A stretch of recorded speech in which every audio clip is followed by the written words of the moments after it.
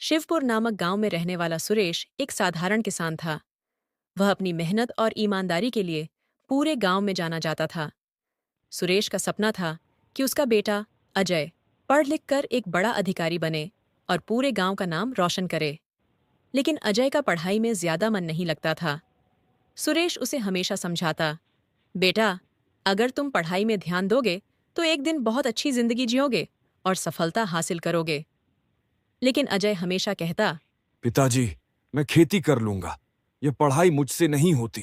एक दिन गांव के मुखिया ने सभी गांव वालों को इकट्ठा किया और बताया कि एक बड़ा आदमी गांव में सड़क बनवाना चाहता है, लेकिन इसके लिए सभी को अपनी जमीन का थोड़ा सा हिस्सा देना होगा। ये सुनकर गांव के लोग चिंता में पड़ गए, क्योंकि उनकी जमीन ही उनकी रोजी रोटी थी। सुरेश समझ गया कि अगर सड़क बनेगी तो गांव का विकास होगा और अजय की पढ़ाई के लिए भी पैसे मिल जाएंगे। इसलिए वह अपनी जमीन का हिस्सा बेचने के लिए तैयार हो गया। लेकिन बाकी गांव वाले इसके खिलाफ थे और सुरेश को ताने मारने लगे। सुरेश जब निराश होकर घर आया तो उसकी पत्नी सरिता ने पूछा। क्या हुआ जी, आप इतने परेशान क्यों लग रहे हैं? सुरेश ने सारी बात बताई। सरिता बोली, अगर गांव वाले नहीं मान रहे तो आप अजय के अधिकारी बनने का सपना छोड़ दीजिए। उसे पढ़ाई में मन नहीं लगता। ये बातें अजय ने बाहर से सुन लीं।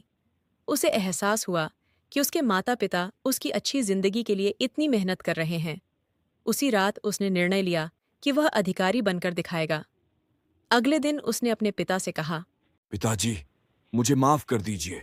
मैंने आपको बहुत निराश किया, लेकिन अब मैं पूरी मेहनत करूंगा और अफसर बनूंगा। सुरेश को खुशी तो हुई, लेकिन उसके पास अजय की पढ़ाई के लिए ज्यादा पैसे नहीं थे। गांव वालों ने जमीन भी नहीं बेची, जिससे वह आदमी वापस शहर चला गया। लेकिन अजय ने हार नहीं मानी। उसने कहा, जब तक पैसे नहीं होते, मैं गांव में ही पढ़ाई करूंगा। ये सुनकर सुरेश भावुक हो गया और दोनों ने मेहनत करना शुरू कर दिया। सुरेश खेतों में जी जान से काम करने लगा